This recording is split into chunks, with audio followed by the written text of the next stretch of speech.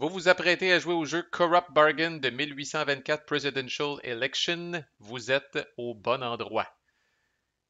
Il s'agit d'un jeu que personnellement je ne jouerai seulement qu'à 4 joueurs. C'est vraiment la façon que le jeu a été designé. Il y a des règles pour jouer à moins que ça, là, mais moi je vais couvrir dans mon vidéo les règles à 4 joueurs.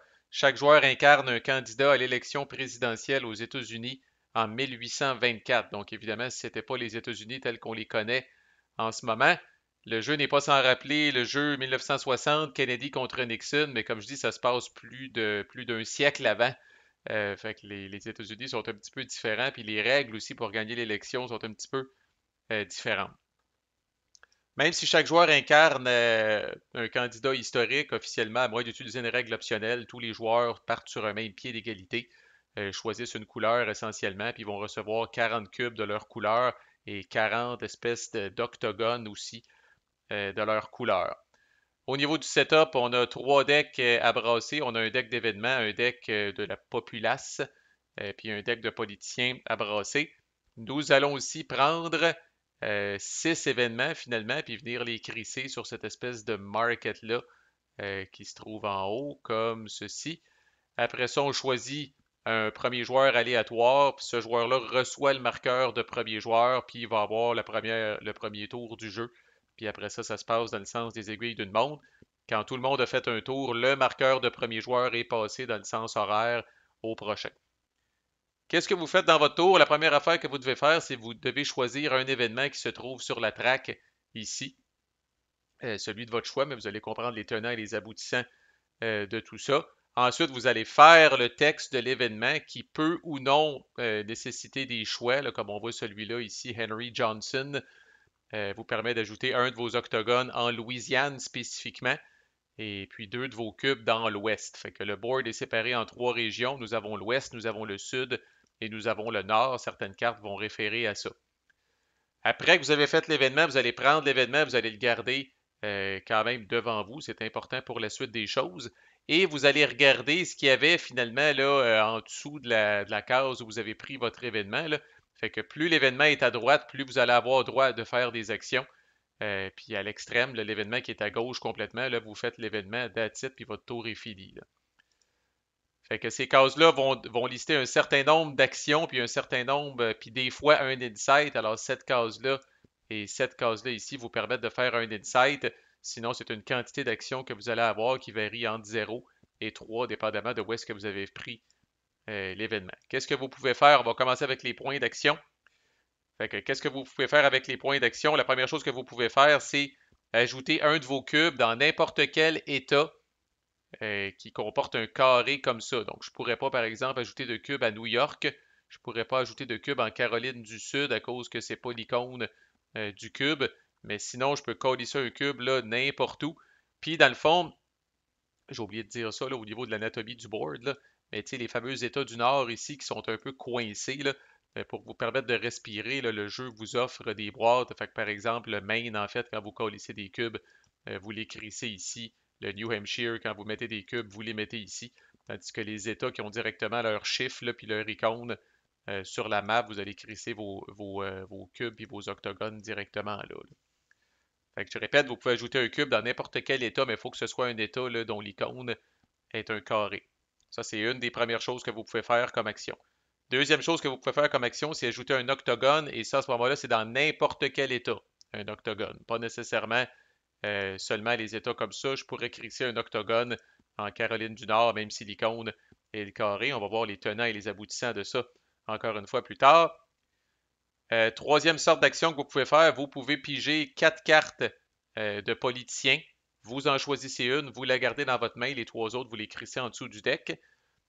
Quatrième type d'action que vous pouvez faire, piger 4 cartes de populace, en choisir une, la garder dans votre main et crisser les trois autres en dessous. Puis le dernier type d'action que vous pouvez faire, c'est ce que le jeu appelle une intrigue.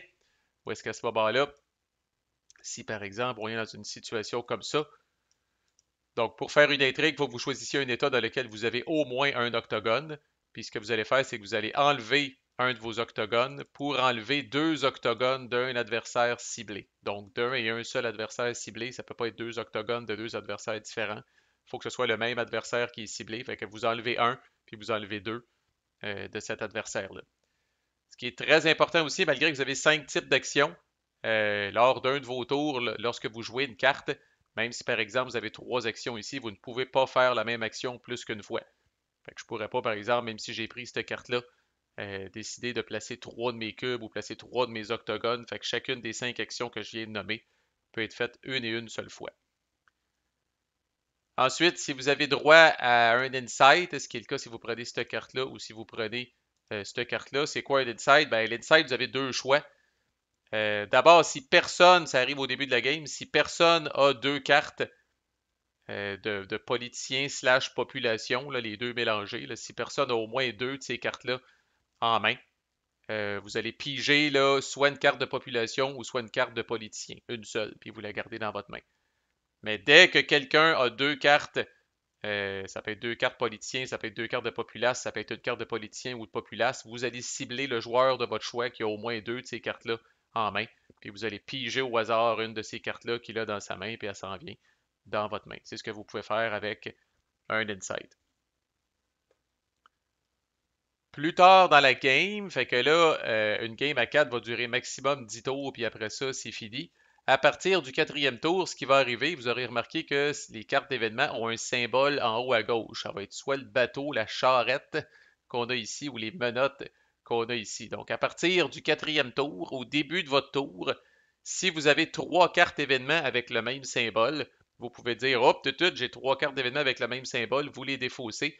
Puis là, à ce moment-là, vous choisissez un État, n'importe lequel, puis vous allez venir faire ce que le jeu appelle un lockdown sur cet État-là, c'est-à-dire que vous allez le geler. Essentiellement, vous allez prendre ces sexy marqueurs de noirs-là qui ne sont pas subtils pour Saint-Cèdre, puis vous allez venir les colisser dans l'État en question. Puis là, à partir du moment où un État est en lockdown, il n'y a plus aucun cube ou octogone qui peut être ajouté ou enlevé de cet État-là. Essentiellement, vous venez de vous assurer que l'État, comme je dis là, est complètement barré. Il n'y a plus rien qui peut se passer là. Typiquement, évidemment, vous allez faire ça dans des États où en ce moment vous êtes majoritaire et que vous allez être certain de gagner quand va arriver le décompte final. Fait que vous n'êtes pas obligé, vous pouvez le faire.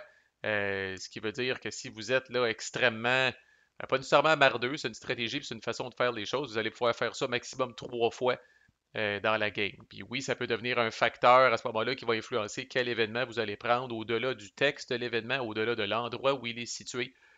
S'il vous permet de venir compléter, là, c'est une mécanique de set collection finalement. Fait que si j'ai deux menottes, par exemple, mais ces deux événements-là, au-delà, comme je disais, de leur texte puis de où est-ce qu'ils sont sur la track, ont quand même une petite importance supplémentaire pour moi parce qu'ils peuvent me permettre de venir compléter mon set de menottes. Pour au prochain tour, je vais pouvoir lock et down un état. Alright, une fois qu'on arrive au 10e tour, puis que tout le monde joue son affaire, là, à ce moment-là, il y a ce que le jeu appelle le Final Push. Alors là, c'est là que les fameuses cartes de politiciens puis les cartes de populace entrent en jeu. Vous allez d'abord regarder quelle personne, quel joueur a le plus de ces cartes-là combinées ensemble. Fait que, par exemple, un joueur en a 8, un autre joueur en a 7, deux autres joueurs en ont 6. C'est le joueur qui a 8 qui va commencer. Puis après ça, on tourne clockwise. Fait qu'à tour de rôle, les joueurs à ce moment-là vont tous flober ces cartes-là, une carte à la fois. Fait que le joueur qui a 8 dans ce cas-là jouerait soit une carte de politicien, soit une carte de populace. Après, c'est à son voisin. Puis on tourne comme ça. Quand un joueur a plus de cartes, ben, il saute, les prochains tours de table. Puis oui, ça peut arriver une situation où si quelqu'un a beaucoup plus de cartes que les autres, ben, il va jouer plusieurs cartes back-à-back. Ces cartes de politiciens puis de populace-là ne sont pas sans rappeler. Ils ont du texte similaire à ce qu'on retrouve sur les événements, mais pas mal moins puissant. Typiquement, vont vous faire ajouter un cube, deux cubes, un octogone, deux octogones. Pas mal gros max. C'est pas ça qui va chambouler le board complètement, mais ça peut venir faire pencher la balance dans certains états qui sont quand même assez tight. Évidemment, à ce stade-ci, il va y avoir quand même beaucoup d'états en lockdown, parce que là, on est rendu, on a joué les 10 tours. Puis, si chaque joueur a lock et down 2-3 états, ben, vous allez quand même avoir pas mal de cartes qui feront crissement rien. Là. Fait que, par exemple, ici, ça me dit d'enlever l'octogone d'un de mes rivaux au Missouri. Mais s'il y a une patente noire ici sur le Missouri puis que c'est gelé, ben, je ne peux pas rien coller avec cette carte-là. Fait qu'il est de bon ton de flober ces cartes-là pour commencer. Pour pas essayer de garder vos cartes les plus juteuses puis les plus intéressantes pour la fin. Après ça, le décompte. Holy shit. Fait que là, donnez-moi 2 secondes. Je vais aller rouvrir là, le log de ma fin de game que j'ai joué en play by email. Alors voilà, comme vous pouvez voir, c'est le foutoir. Calvaire. À la fin, il y a du stock en sacrament. Puis c'est moi qui ai fait ça dans ma game et j'adore esti, faire ces décomptes-là. Esti, j'ai savouré chaque moment, d'autant que j'ai torché mes adversaires en calice, là. Fait que là, c'est le temps de faire le décompte. Puis c'est fucking intriguant. Pour sa simplicité, là, j'ai fini d'expliquer les règles, il reste rien qu'à voir le décompte final. Fait que pour sa simplicité de règles, c'est probablement le jeu qui a le décompte final, par exemple, le plus alambiqué, puis le plus complexe et le plus fiddly que vous allez avoir vu, là. Tu sais, c'est juste de maîtriser cette affaire-là, puis de jouer votre game en conséquence, c'est quand même quelque chose. Fait que bref, puis ceux qui sont familiers avec avec pas Mr. President, mais 1960, Kennedy contre Nixon, vous allez quand même être relativement familier avec ça. Puis ceux qui suivent les élections aux États-Unis, c'est quand même pas si différent que ça, quoiqu'il y a vraiment des twists que je savais même pas qu'ils existaient à l'époque. Mais n'est-ce pas pour ça qu'on joue à des jeux historiques? Bref, euh, fait que vous allez regarder chacun des États. D'abord, un État qui a une iconographie encore là, qui a un carré comme symbole, est gagné dans un premier temps d'abord sur les cubes. Fait que par exemple, ici, c'est le joueur vert qui gagne le main parce qu'il y a 4 cubes à un. Puis moi qui étais le joueur bleu à ce moment-là, là, je n'ai qu'un octogone, donc c'est 9 pour le main. Fait que ça, je dois dire, si, bon, quand même, encore là, ce petit jeu qui sous le radar au bout, là, mais qui a un module vassal quand même assez élaboré. Fait que là, dans Vassal, ce que vous allez faire, ben, dans le vrai jeu aussi, ça vient avec des petites cartes, là. Chaque État vient avec sa carte, avec son pointage ici pour faciliter le décompte final. Fait que là, on prendrait la carte du main, puis on viendrait la colisser vis-à-vis le joueur vert. OK? Fait que le joueur vert vient de récolter 9 votes du collège électoral. Puis ça, c'est la première façon qu'on fait le décompte. Ensuite, on poursuit. Puis là, si vous êtes dans la salle, vous pouvez laisser l'ordre des cartes vous guider. Là, comme ça, si vous êtes sûr de rien oublier, c'est une autre raison d'utiliser les cartes pour être certain de ne pas compter un État deux fois ou d'oublier un État. Fait que là, on arrive au New Hampshire. Wow, what the fuck? Fait que là, nous avons ici 2 cubes verts par rapport à 2 cubes bleus. Qu'est-ce qui se passe dans ce temps-là? Ben, il y a toute une série de tiebreakers quand ça arrive. Fait que le premier tiebreaker, puis c'est un des intérêts de mettre des octogones, c'est le nombre d'octogones dans l'État. Fait que les cubes représentent le support populaire, les octogones représentent le support politique. Fait que là, c'était très serré au niveau du support populaire, puis pour une raison X, il doit y avoir une explication thématique à ça, là. Mais le support politique à ce moment-là vient de faire pencher la balance, puis c'est moi comme bleu qui va gagner le New Hampshire. Qu'est-ce qui arrive si ni moi ni le vert, on avait eu des octogones, ou si autant le vert que moi, on avait eu le même nombre d'octogones? À ce moment-là, on va regarder le nombre total d'octogones dans toute la région. Fait que là, New Hampshire étant dans le nord, on va regarder le nombre total d'octogones dans toute la région. Est-ce que le bleu a plus d'octogones que le vert dans toute la région? Si jamais ça c'est encore égal, si sortait la calculatrice, mais là vous allez checker le nombre d'octogones sur toute la map entre le bleu et le vert. Est-ce qu'il y en a un qui a encore les devants? Puis si jamais ça c'est égal, ce qu'on appelle dans le jeu le tiebreaker ultime, c'est qu'on pige chacun un événement. Puis je pense que c'est la première fois que je vois les numéros des cartes utilisés pour une mécanique dans un jeu. Habituellement, c'est juste pour vous assurer que votre jeu est complet là, quand vient le temps de le vendre ou de l'inventorier. Mais là, à ce moment-là, moi puis le vert, on a retiré chacun une carte événement. Puis là, c'est vu qu'ils ont tous un numéro unique, c'est celui qui a le plus haut qui l'emporte. Mais dans ce cas-là, on n'a pas eu besoin de se rendre là. On arrive au Vermont. Le Vermont est notre premier État qu'on fait qui a un symbole comme ça. Ça veut dire que, bon, de toute façon, rappelez-vous, vous ne pouvez pas colisser de cubes dans un État comme ça. Fait que cet État-là va se régler purement et simplement sur les octogones. Puis là, à ce moment-là, en cas d'égalité, on est rendu tout de suite au troisième tiebreaker, c'est-à-dire de regarder les octogones dans la région d'abord, ensuite dans la map, ensuite d'aller au tiebreaker final. Mais ça ici, c'est gagné par le vert. Puis là, ce qui est très hot dans Vassal, c'est que vous allez prendre la carte, vous allez venir la colisser ici, OK, fine. Mais je me suis rendu compte, Chris, vous laissez votre curseur sur cette affaire-là, puis là, ça vous dit, ben, le vert contrôle présentement 2 États pour un total de 16 votes.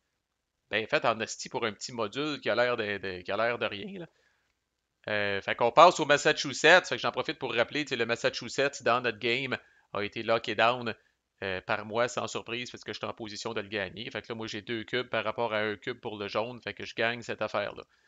Fait qu'on le fera pas au complet, là, mais vous allez passer à travers toutes les calices d'État. Et puis là, au terme de ça, ça prendrait vraiment une hostie de varlope, là. Mais au terme de tout ça, si un joueur contrôle au total 131 votes, donc ça, c'est la somme de la valeur des États, là. Si un joueur contrôle 131 votes, il gagne automatiquement. À 4 joueurs, il faut se lever de bonne heure quand même pour faire ça. Puis comme je dis, il faut qu'à peu près tout le monde dorme au gaz ou que vous soyez un hostie de joueur étoile, là. Mais c'est fort peu probable que ça l'arrive. Fait que si ça l'arrive pas, ce qui va arriver à ce moment-là, c'est que le joueur qui arrive en quatrième position par rapport au vote électoral est carrément éliminé. Il est éliminé, vous pouvez enlever tous ses cubes, vous pouvez enlever tous ses octogones du board. Ce joueur-là est carrément éliminé, il n'a plus aucune chance de gagner. Donc, il reste juste à se croiser les bras pour regarder la suite du décompte final pour voir qu'est-ce qui arrive. Fait que là, il reste rien que 3 joueurs en lice. Mais ce n'est pas tout. Vous allez aussi wiper toutes les fucking cubes du board. Vous allez wiper toutes les cubes du board. Il ne restera plus que les octogones. Puis encore une fois, dans Vassal, où ce piton-là ici, là, en plus, il vous demande êtes-vous sûr, là, enlevez toutes les cubes. Fait que vous cliquez là-dessus. Are you sure? Yes, bang. Ça fait le ménage en tabarnak. Il ne reste rien que les octogones. Fait qu'encore là, c'est une élection, vous pouvez lire sur ce style d'élection-là, ça a l'air que ça a été un once in a lifetime aux États-Unis, une élection qui avait absolument aucun sens, style ni queue ni tête, puis qui s'est rendu dans ces patentes-là. Fait que là, vous allez reprendre toutes les cartes d'État que vous avez distribuées. C'est pas des farces, ce style des comptes finales prend quasiment autant de temps que le fucking jeu lui-même. Vous allez prendre toutes les cartes des États, on fait un big reset in the sky, puis là, on repart en haut. Et là, évidemment, il n'y a plus de cubes. Alors là, tous les États sont gagnés sur les octogones, d'abord et avant tout, avec les mêmes fucking tiebreakers. Fait que le Maine que j'ai perdu tantôt aux mains du vert, maintenant, c'est moi qui, étant donné qu'on a tout wipé les cubes, c'est moi qui gagne le Maine ici. Mais là, le Maine ne vaut plus de 9 points. Chaque État est sur un pied d'égalité. Donc là, à ce moment-là, je vais mettre. C'est pour ça que quand on était dans Vassal, tantôt, il nous disait à la fois. C'était où ce petit décompte-là, c'est ici? Il nous disait à la fois le nombre d'États qui sont là puis le nombre de votes. Alors là, le nombre de votes, le chiffre qu'il y a dans le carré ne sert peu à rien. Le Missouri, esti, vaut la même affaire que New York ou que la Virginie, tabarnak. Fait que là, c'est le nombre d'États qui compte. Fait que là, vous allez avoir. Ah, puis avant que j'oublie, là, mon style d'oublier ça. New York est le seul hostie d'État où il y a une deuxième place. Uniquement dans le premier décompte, le décompte des votes du collège électoral, le premier score 24, le deuxième score 12, puisque dans la partie où est-ce qu'on est rendu, comme je disais, New York ne vaut pas plus que le pauvre Missouri ici. Fait que là, c'est le nombre d'États qui importe. Fait que là, encore là, vous allez repasser toutes les hosties d'États, vous allez redistribuer ça. Puis là, vous allez dire, est-ce que quelqu'un contrôle à ce moment-là, c'est 13 États ou plus pour être considéré comme ayant la majorité? Si oui, cette personne-là gagne. Puis sinon, même principe, là, c'est le troisième. Il reste plus que 3 joueurs. C'est le troisième qui va être coté. C'est le troisième qui va être évincé. Par exemple, si c'est le jaune qui est évincé, ben là, vous allez enlever toutes ces hosties d'octogones jaunes. Puis là, à ce moment-là, on refait un décompte entre les 2 joueurs qui restent. Puis là, c'est celui qui contrôle le plus d'états à la fin qui gagne. Chris, comme je disais, c'est pas des farces. Je pense que ça m'a pris 15-20 minutes à processer tout ça. Bon, comme je disais, là, je prends mon pied quand je fais ces affaires-là, là, mais ça m'a pris 15-20 minutes de processer tout ça. Là, alors que c'est un petit jeu quand même qui se joue peut-être en 1 heure et demie, 2 heures entre des gens habitués. Là. Mais voilà comment ça fonctionne au niveau du décompte. Fait que vous devez euh, évidemment être conscient de ça. Fait qu'on réalise fort probablement en cours de game quand c'est notre première partie que les octogones sont crissement importants, mais en même temps, vous ne pouvez pas vous permettre d'être dernier. Fait que si vous collissez des octogones partout puis vous dites ah fuck les cubes, c'est pas important dans la deuxième partie du décompte final, vous risquez d'être le quatrième joueur qui va se faire chopper. Fait que bref, on n'est pas là pour parler de stratégie. Là, je vais faire la revue du jeu dans une autre vidéo. Mais au niveau des règles, ma foi, Asti, ça fait pas mal le tour au niveau des règles express. Comme je dis, c'est pas un gros jeu, là. Fait que le reste, comme on dit dans ce type de vidéo-là, vous l'apprendrez à la table avec les autres joueurs. Fait que manquez pas le prochain vidéo où je fais la critique du jeu. À plus.